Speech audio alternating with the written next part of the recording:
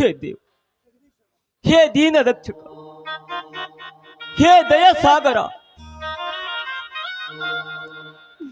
ಏನು ನಿನ್ನ ಮಹಿಮೆ ತಂದೆ, ಏನು ನಿನ್ನ ಮಹಿಮೆ.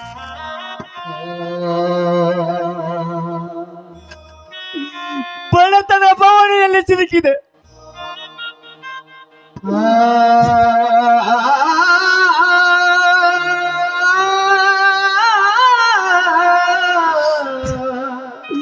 ನನಗೆ ಸಾವನ್ನಾದರೂ ತರಬಾರದು ತಂದೆ, ಸಾವನ್ನಾದರೂ ತರಬಾರದು.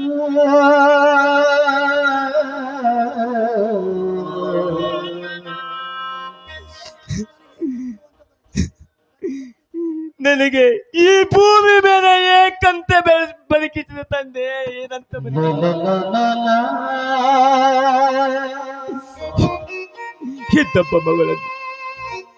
ಇದ್ದಬ್ಬ ಮಗಳನ್ನು ಗಂಡನ ಮನೆಗೆ ಕಳಿಸಿ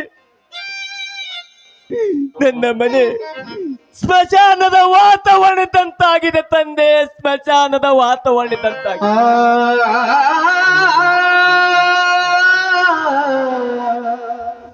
ಇನ್ನು ನನ್ನ ಮಗನ ಮುಖವನ್ನಾದರೂ ನೋಡಬೇಕು. ನನ್ನ ಮಗನನ್ನು ಶಾಲೆಗೆ ಕಳಿಸಿ ಕಾಡಿನಲ್ಲಿ ಆಕಳ ಕರವನ್ನು ಹುಡುಕಿದಂತಾಗಿದೆ ತಂದೆ, ಆಕಳ.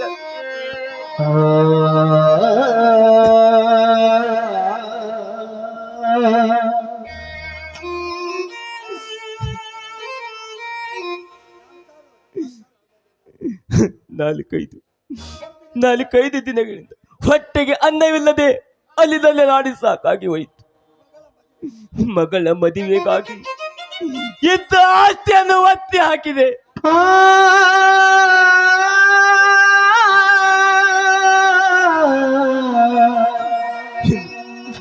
ಎಲ್ಲಾದರೂ ಕೂಲಿ ಕೆಲಸ ಮಾಡಿ ತಿನ್ನಲು ತುತ್ತು ಅನ್ನವಿಲ್ಲದೆ ನಾಡಿ ಸಾಕಾಗಿ ಹೋಯಿತು.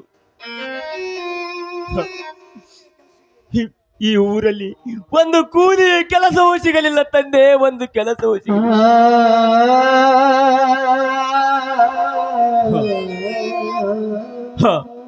ಈ ಮರದಡೆ ವಿಶ್ರಾಂತಿ ತೆಗೆದುಕೊಂಡರಾಯ್ತು. ಈ ದಣಿದ ದೇಹಕ್ಕೆ ವಿಶ್ರಾಂತಿಯನ್ನು ತೆಗೆದುಕೊಂಡರಾಯ್ತು.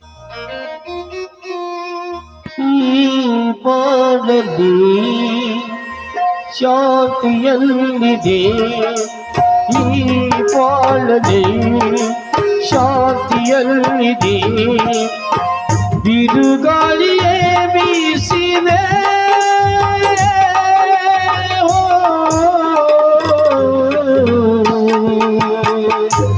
ಅನುದಿನವೂ ಸಂತೋಷವೋ ಹುಡುಕುತ್ತಲೇ ನಾಸುತ್ತಿದೆ. ಅನುರಾಗವೇ ಉಳ್ಳಾಯಿತೆ.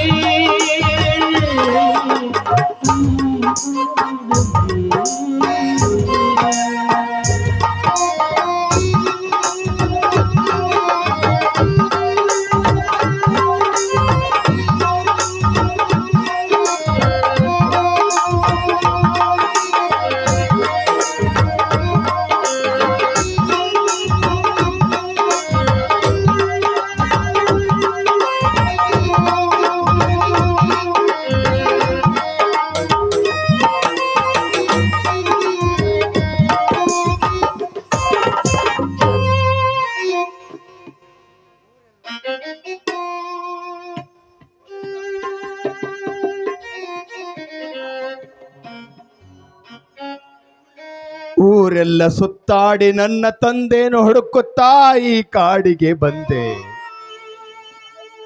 ನನ್ನ ತಂದೆಯೂ ಎಲ್ಲಿಯೂ ಕಾಣುತ್ತಿಲ್ಲ. ನನಗಾಗಿ ನನ್ನ ತಂಗಿಗಾಗಿ ಹಂಬಲಿಸಿ ಅದಾವ ಕಡೆಗೆ ಹೋದನೋ ತಿಳಿಯದಾಗಿದೆ.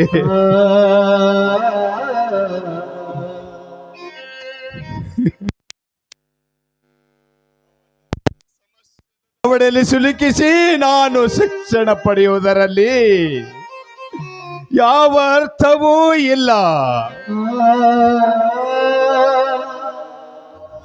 ಸಾಕು, ಇಲ್ಲಿಗೆ ನನ್ನ ಶಿಕ್ಷಣಕ್ಕೆ ತಿಲಾಂಜಲಿಟ್ಟು ನನ್ನ ತಂದೆಯನ್ನು ಸಂರಕ್ಷಿಸುವ ಭಾರ ನನ್ನದಾಗಿದೆ.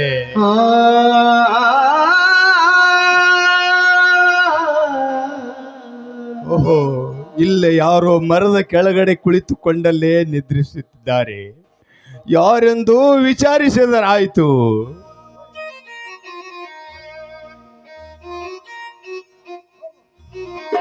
ಅಪ್ಪ, ಅಪ್ಪ,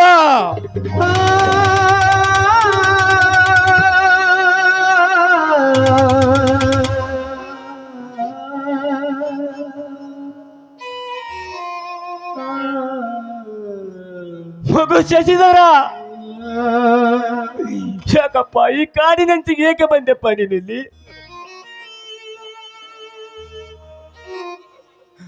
ಅಪ್ಪ, ನೀನೇಕಪ್ಪ ಈ ಕಾಡಿನಲ್ಲಿ ಬಂದು ಒಬ್ಬನೇ ಮಲಗಿರುವೆ ಅಪ್ಪ?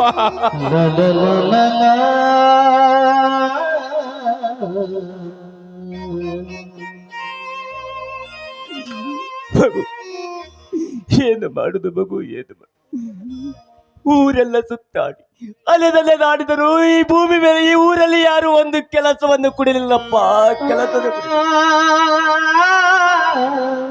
ಅದಕ್ಕೆ ಕಟ್ಟಿಗೆಯನ್ನು ಕಡಿದುಕೊಂಡು ಅದನ್ನಾದರೂ ಮಾರಿ ನನ್ನ ಜೀವನವನ್ನು ಸಾಗಿಸಿಕೊಂಡು ಬರ್ಬೇಕಂತೇಳಿ ಬಂದಿದ್ದೀನಪ್ಪ.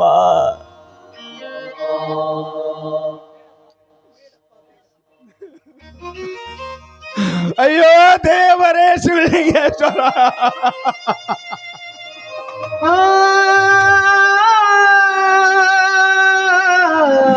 ಇದೇನಪ್ಪ ನಮ್ಮ ಪರಿಸ್ಥಿತಿ?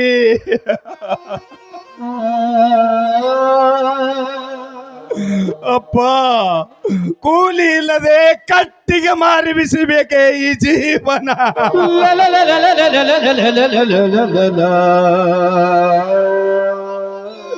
ಅಪ್ಪ, ನಿನ್ನ ಸುಖಕ್ಕೆ ಆಗದ ಈ ಮಗನು ಅದಾವ ಮಗನಪ್ಪ.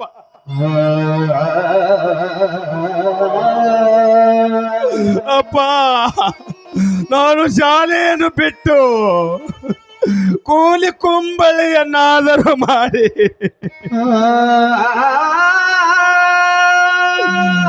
ಬಸ್ ಸ್ಟ್ಯಾಂಡಿನಲ್ಲಿ ಹಮಾಲ ಕೆಲಸವನ್ನಾದರೂ ಮಾಡಿ ನಿನ್ನನ್ನು ಪೋಷಿಸುವ ಹೊಣೆ ನನ್ನದಪ್ಪ.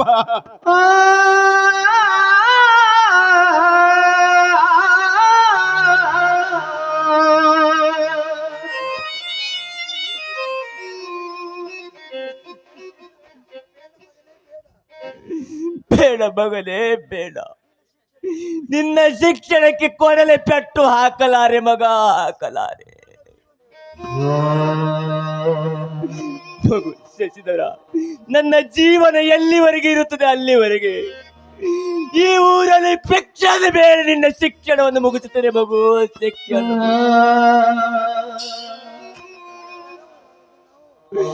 ಬಡವರಾದ ನಾವು ಈ ದುಷ್ಟ ಸಮಾಜದಲ್ಲಿ ಹೇಗೆ ಬದುಕಿ ತೋರಿಸಬೇಕೆಂಬುದು ಅಂದಾಗ ಈ ಸಮಾಜದಲ್ಲಿ ನಮ್ಮಂತವರ ಬೆಲೆ ಗೊತ್ತಾಗುತ್ತದೆ ಮಗು, ನಮ್ಮಂತವರ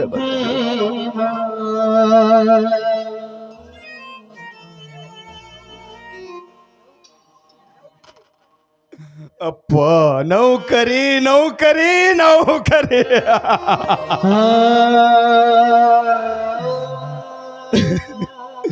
ನೌಕರಿ ಎಂದರೆ ಎಲ್ಲಿಂದ ಬರ್ಬೇಕಪ್ಪ ನಮ್ಮಂತ ಬಡವರಿಗೆ ನೌಕರಿ?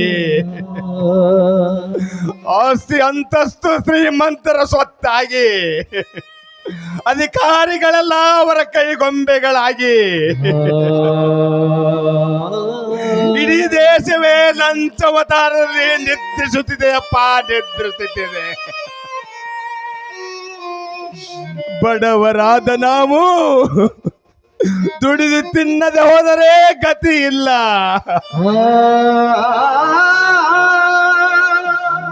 ಅಪ್ಪ, ಒಂದು ವೇಳೆ ದುಡಿಯದೆ ಹೋದರೆ ತುತ್ತು ಗಂಜಿಯೂ ಸಿಗೋದಿಲ್ಲ.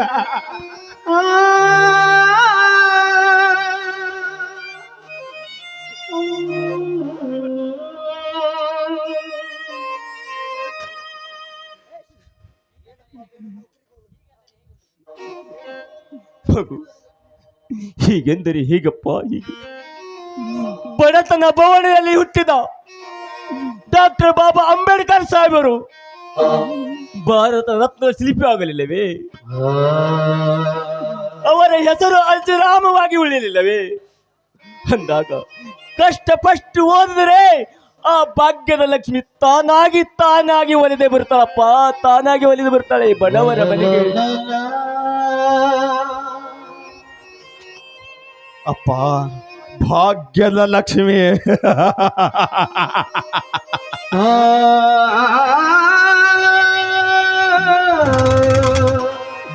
ನಮಗೆಂದು ಒಲಿದು ಬರುವಳೋ ನಾನು ಕಾಣೆ. ಅಪ್ಪ, ಪರರ ಆಳ್ವಿಕೆಯಲ್ಲಿ ಸಿಕ್ಕ ಈ ಭಾರತಾಂಬೆಯನ್ನು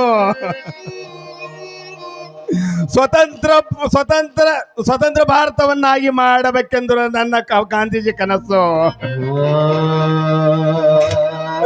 ನನ್ನ ಸಾಗಿ ಉಳಿಯುತ್ತೆಯಪ್ಪ ಈ ಸ್ವಾರ್ಥ ಸಮಾಜದಲ್ಲಿ. ಅಂದಾಗ ನಮ್ಮಂತರ ಬಡವರ ಪಾಡೇನಪ್ಪ, ಬಡವರ ಪಾಡೇನು. ಅಪ್ಪ, ಇರಲಿ ನಡೆಯಪ್ಪ, ದೇವರನು ದೊಡ್ಡವನು. ಅವನ ಶಿವಲಿಂಗೇಶ್ವರ ಆಶೀರ್ವಾದದಿಂದ ಎಂದಾದರೂ ನಮಗೆ ಒಮ್ಮಾದರೂ ಕಣ್ಣು ತೆರೆದನೆ.